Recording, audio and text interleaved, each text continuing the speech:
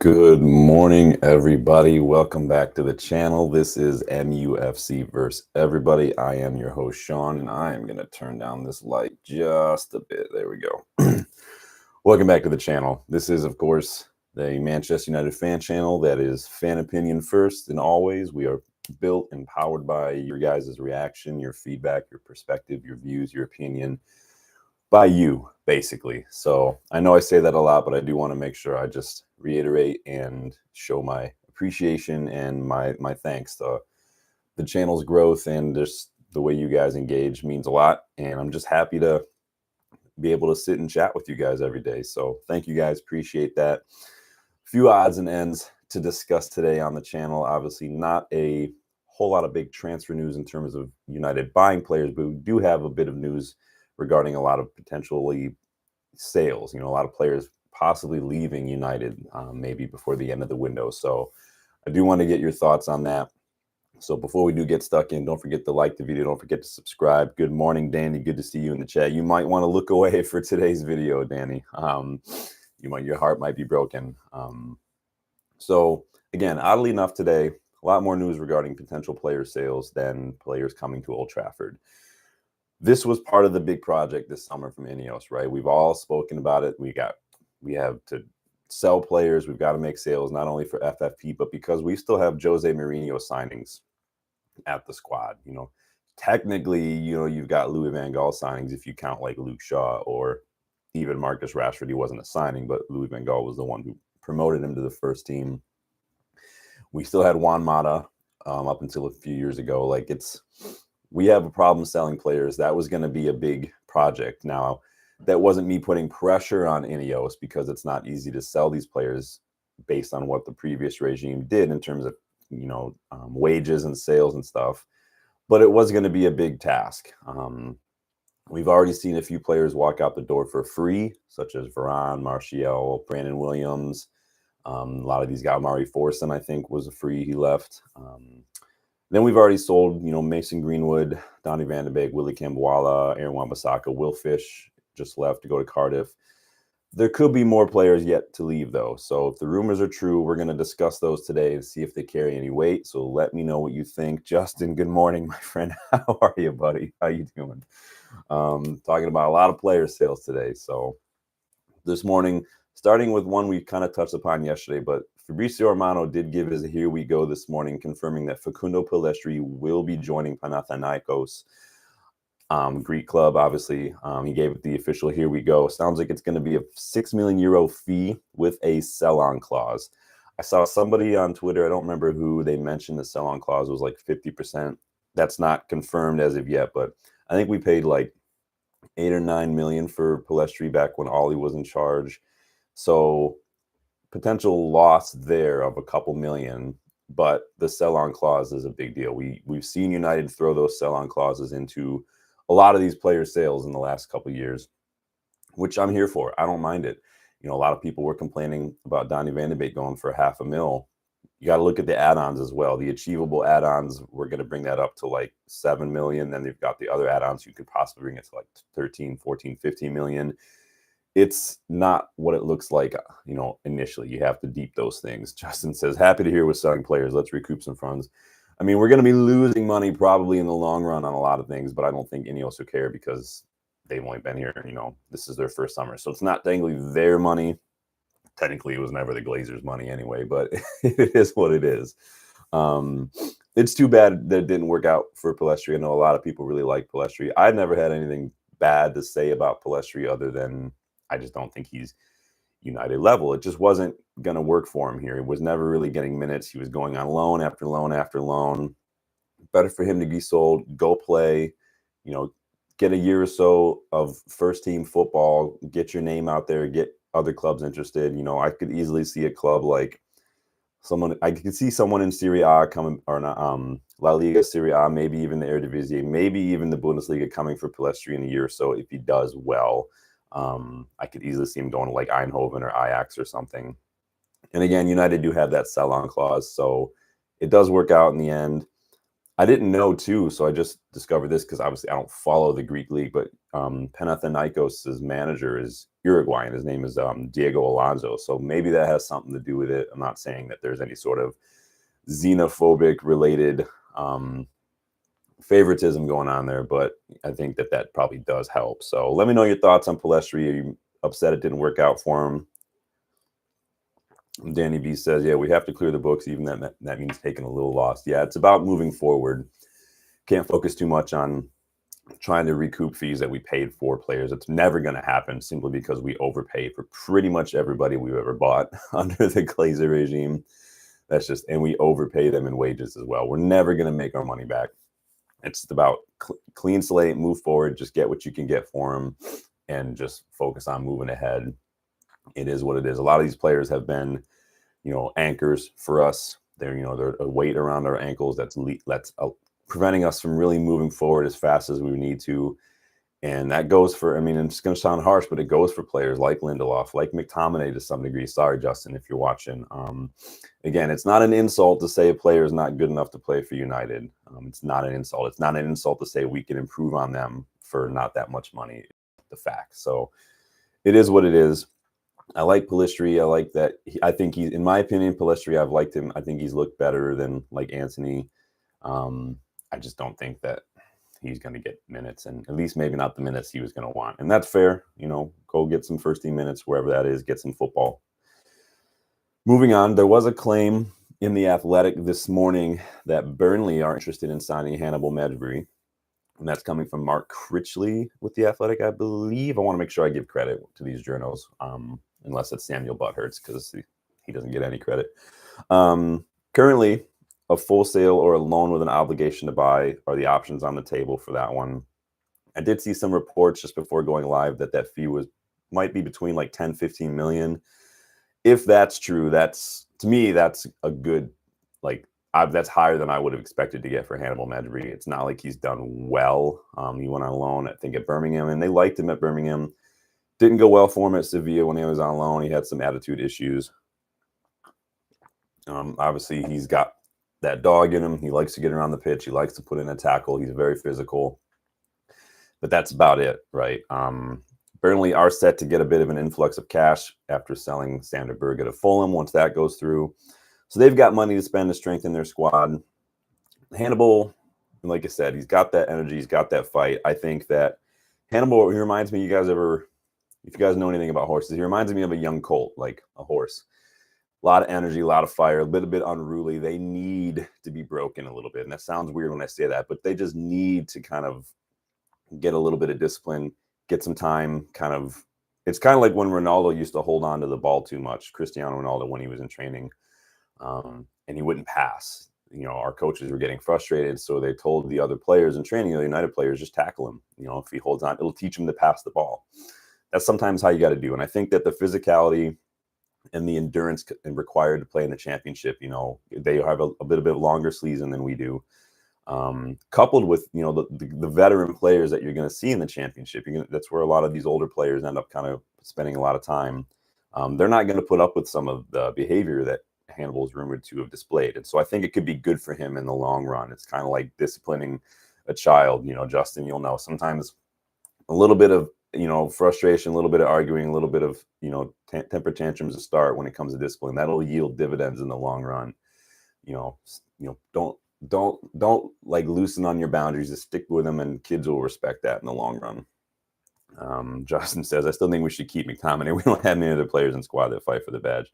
No, we did that video yesterday, asking whether or not we should, and I went through some of his numbers, some of what he brings and things, and so it's hard. He does have that, like, one of those intangible traits that I think all managers would kill for. I think there's many managers, when it comes to that fighting for the badge, would want 11 McTominays in their side. It's just, aside from that and a good shot in the box, I think that we can improve on McTominay.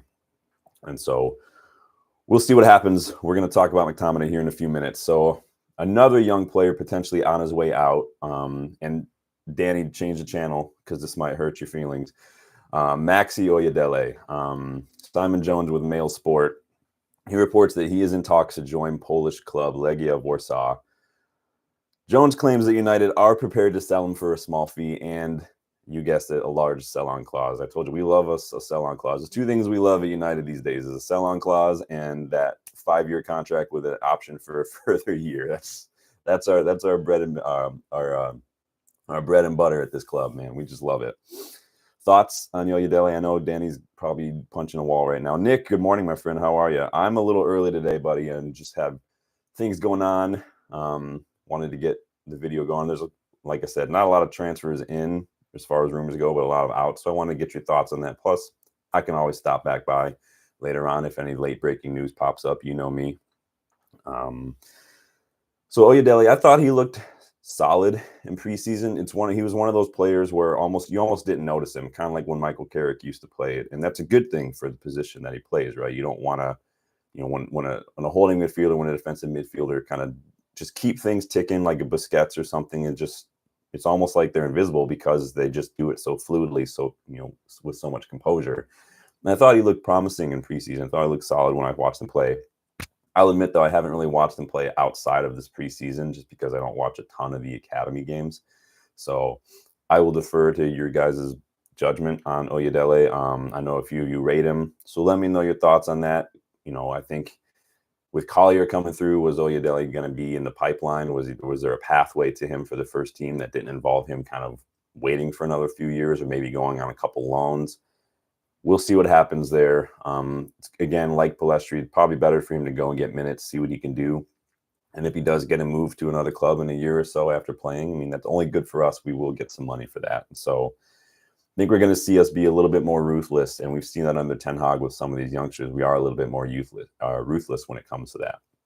Just because you came through the academy doesn't guarantee you a spot in the first team someday. We have to have those standards. This is Manchester United. This isn't like Akmar, or not to be disrespectful or anything like that. It isn't Akmar or like Southampton or something. We need to be a little ruthless because we want players who are going to improve us.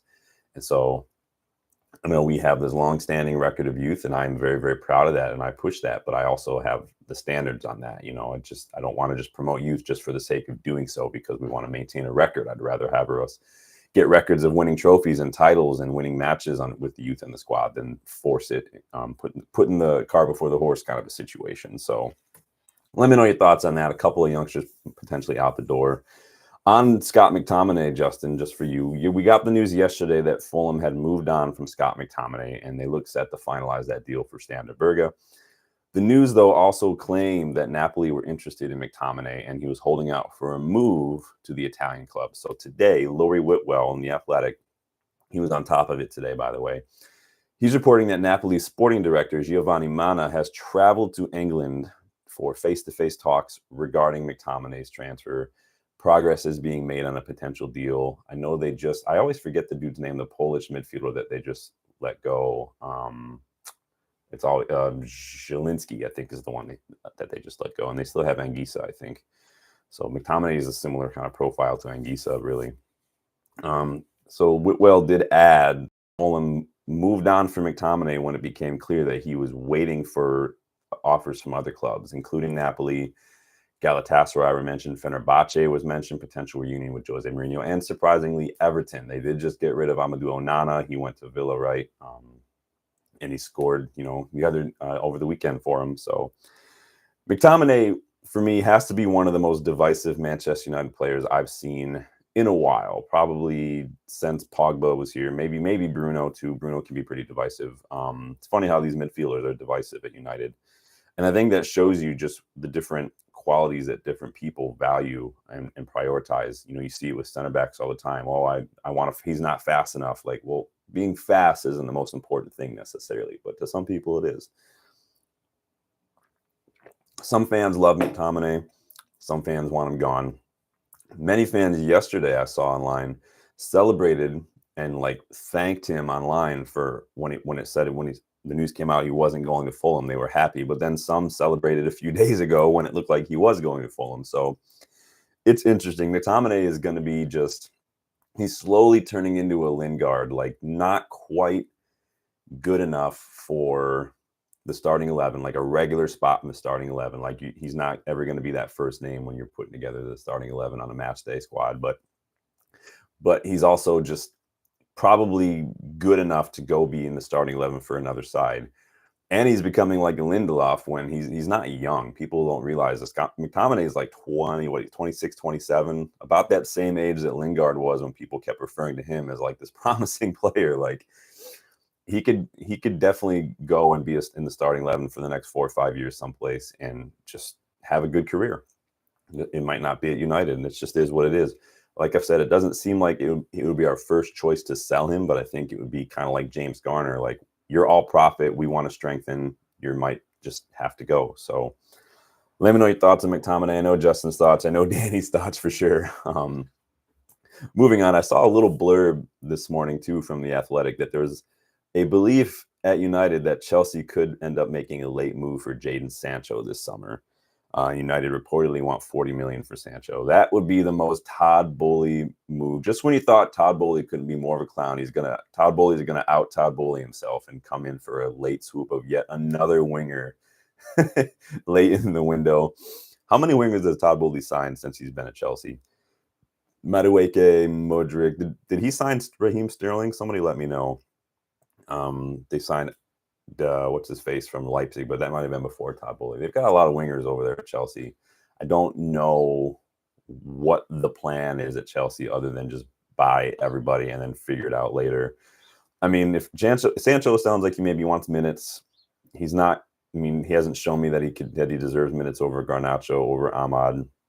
He had a bright preseason. He looked decent, right?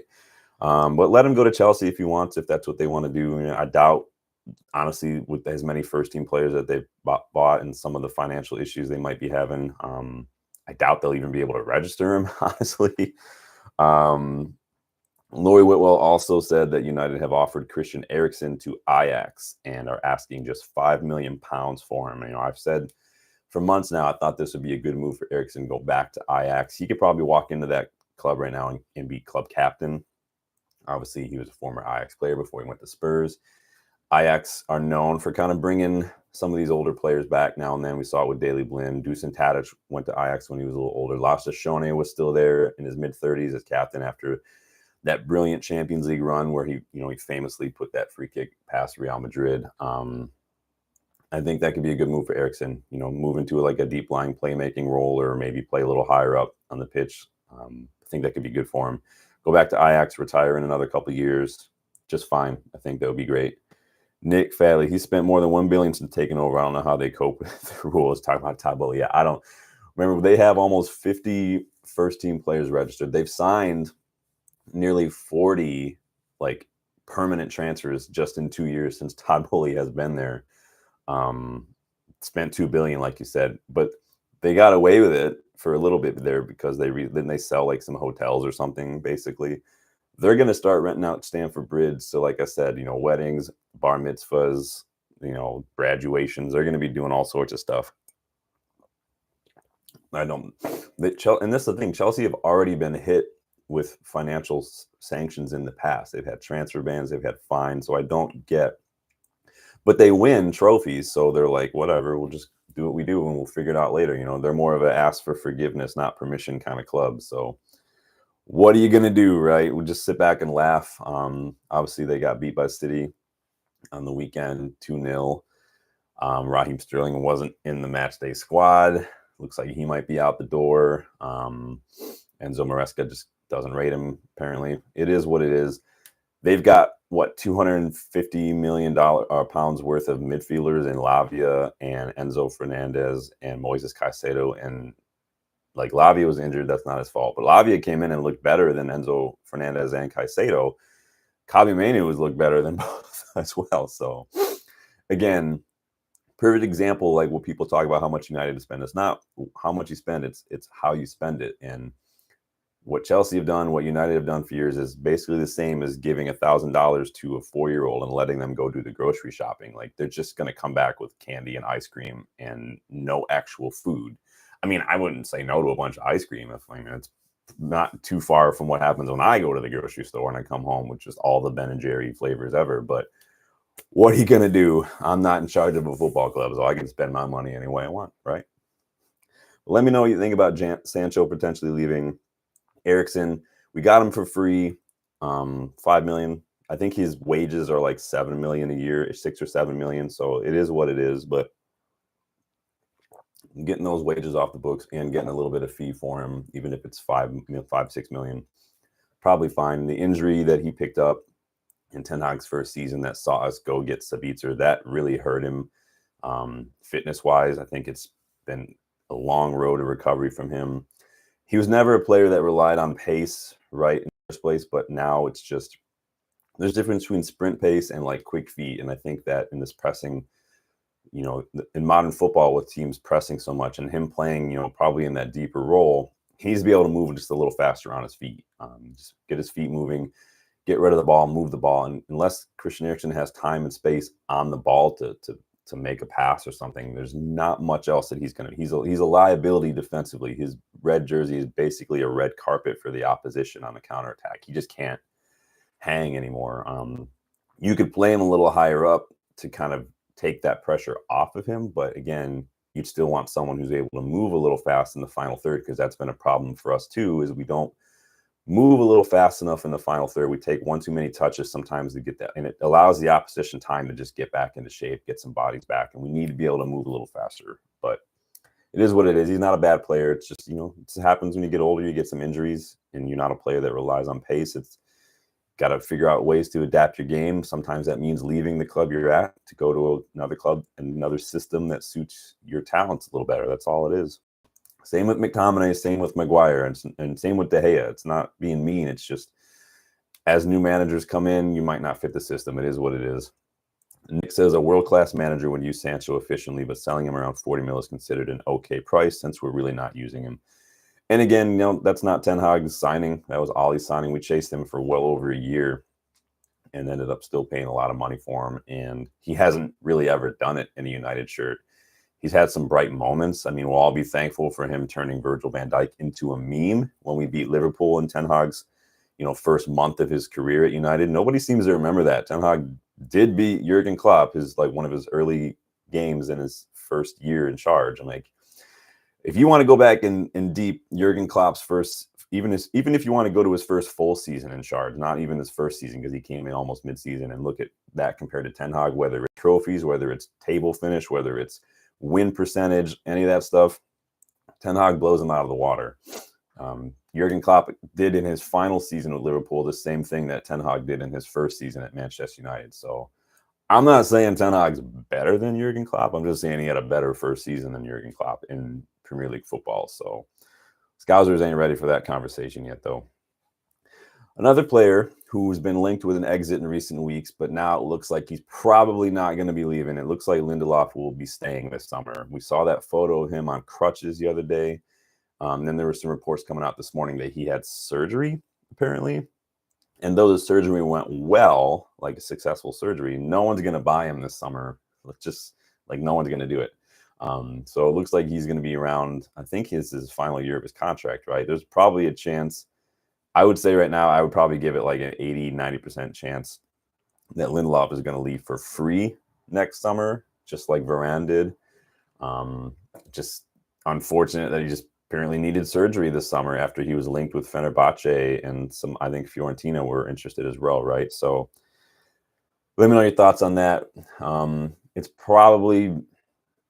not like Lindelof like hurts us when he plays, right? And it's good to have another body in there if you need, but as long as, I mean, he knows he's not basically going to play a lot. He's not like even fourth choice center back at the moment. Evans is probably ahead of him in the pecking order right now. Maguire's definitely ahead of him, especially after the opening game of the season. But like, it's just, again, it's another issue, another instance of Jose Mourinho signing poor, you know, contract management, and now we can't sell him, and now he's injured. So it is what it is. I don't blame players for picking up injuries like that. It's just, this is bad timing. You know, it's kind of like, you know, when Phil Jones always used to have an injury whenever the transfer window rolled around. It is what it is. You know, it's just unfortunate. But let me know your thoughts on Lindelof. Do you consider him as part of the rotation options? Are you angry he's not going? Are you happy he's staying? Let me know what you think. Like that video and subscribe too if you haven't yet, guys. We are on the way to 700 subscribers. I think we're up to like almost 640 now subscribers. The breaking news yesterday caught a lot of views, so that was fun. So here's what I wanted to really talk about today too. If you remember, if you looked at the thumbnail, so there's one player profile that I've said for months now needs to be a priority, but it's also now reportedly the one profile that we're not going to be strengthening, even amidst another kind of Groundhog's Day injury situation. That is left back. So Lori Whitwell, who's been popping up all over the place this morning, he has shattered my dreams this morning by reporting that United have decided against signing a left back this summer. I'm not sure who made that decision, if this is true, but it's a stupid ass decision. I don't think that decision is wise in any way, shape, or form. Is that a money thing? Because I know we're skint. I get that. We haven't really sold a big player for money other than maybe Greenwood. Do we trust? Is it that we trust Shaw's fitness? Because we saw that we trusted Shaw's fitness last year, and that ended up biting us in the ass when we let Reguilon go in January. Is this a Ten Hag thing? Is Ten Hag deciding against it? Is it an Ineos thing? Is it, I don't know what it is. I want names. Whose fault is this? Who made this decision? I am so annoyed right now with this. If it's Ten Hag that's decided, I want to stick with what we have, I can play Mizraoui or Dallo there. Shaw will be fit. Like, if this is a Ten Hag decision, then I'm sorry, Eric, but you can't complain about injuries then this season. You had that complaint last season because we didn't have the squad we have now, and you had an opportunity to prioritize a left back when it was pretty clear we were going to need one. And if you're the one who chose not to, then you don't get to complain about injuries. And I'm going to hold you to a more strict standard this year. I don't care if all the fullbacks are injured. If this was your choice, there are consequences. This is an Ineos decision. Like, we don't really want to prioritize that. We don't have the money. I get the money part, but then they have to ease some of that pressure on Ten Hag. If this isn't a Ten Hag decision, if this is an Ineos decision, then that eases some of the pressure. Because I'm sure that, if Ten Hag wanted a left back, he probably would have said so right now. But we also saw that we needed a center back, and we opted for Mason Mount last summer. So I have no idea what's going on behind the scenes these days. But you let me know how you feel about that. I remember last season, it was like May, Ten Hag literally said Shaw can't play 60 games a season because of the injuries he's had. If you know a player can't play when you might need him to, when you know that there's a stronger chance that he's not going to be available, then how can you rely on that player? I've said this for months. I'm sure Harry Amos will get minutes here and there, but you really can't even consider him as an option right now either. It wouldn't be fair. That's a lot to put on a player whose only first team minutes have really been in preseason. And yeah, he's looked lively, he's looked bright, but he's young. So it wouldn't be fair to even consider him. Like, if you're in a League Cup game, if you're up by like 3 goals with like 10 minutes to go in the match, bring him on, let him close out, let whoever's playing left back get some rest. Binion, so the young one of the academy coaches, has had nothing but praise for Amos. He's very good defensively. He's a good player, but I think that he's still too young to really be considered as one of our left back options. So again, I don't get this decision at all. Dallo and Mizraoui can play there, but you'd really rather have a natural left back as an option there. Notice I didn't say naturally left-footed player, because not every left back is naturally left-footed. Ferdi Kadiolu is not necessarily naturally left-footed. You can be both-footed, but he's more right-footed, and he tends to cut inside. So Kadiolu actually, when he can play as a number 10 as well. I believe he used to play as a number 10. So he's very good at getting the ball forward, very good at moving centrally if you watch him play, and very good at playmaking, which I really like. In Ten Hag's system, you're not going to see something like we saw under traditional, like older, like Fergie, or even under Ollie, or like what you see from Kieran McKenna at Ipswich. You're not going to see this bombing, overlapping fullback, whipping cross after cross into the box. It's just not the way Ten Hag does things. Partly because we don't, we've not had that kind of striker to get on the end of those for a while. And we saw it the other day when we don't have a striker on the pitch, those crosses kind of go nowhere. But you'll see some balls in the box, yes. But you notice that those balls tend to come from the wingers. If they do come, like, that's a problem, right? But in the build-up, typically what we've seen when we start playing out from the back is one of these fullbacks will move centrally and kind of create a distraction for the opposition midfielder or the opposition attacker, leaving a winger wide open. If you go watch how many times Rashford gets the ball wide in our own half because no one's marking him because, you know, our left back is pushed inward, that's part of the tactic. In any case, if this is true that we're not looking at left backs right now, let's hope this decision doesn't come back to bite us in the ass like it has before. If it does, it's Ineos and or Ten Hag who only have themselves to blame for that, because I think it's a stupid decision. Let me know you guys' thoughts on some of the left back situation, because I am super frustrated about that. It was probably my second priority position heading into the summer, planning long term for Luke Shaw's lack of fitness, and at the time, just the complete mystery as well going on Malacia, which again we're still in that situation. Irfane, welcome back, buddy. Says hi, Ugarte. Is a here we go. Has something happened since I've been live? Because I know we had a here we go that it was a loan with an obligation to buy. Has that been updated? Let me go check. You guys get your thoughts in on a left back situation now. Amas, you know, Mizraoui, Dallo. What do you think is going to happen there? Let me see.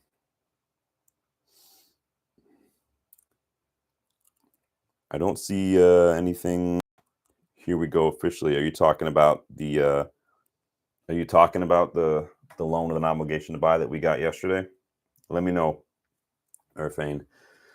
Nothing else really to report today. Like I said, not a whole lot of news as far as incomings is concerned. We obviously got that here we go yesterday for the loan with an obligation to buy for Ugarte. Hopefully that'll get done this week. We need it to get done before the weekend. I would feel a lot more confident ahead of this Brighton match if we got someone like Ugarte in. I'm not super confident going forward. Brighton have always kind of, in the last, since they've been promoted, what 5, 6, 7, 8 years ago, whatever, they've kind of not been a fun team for us to play against.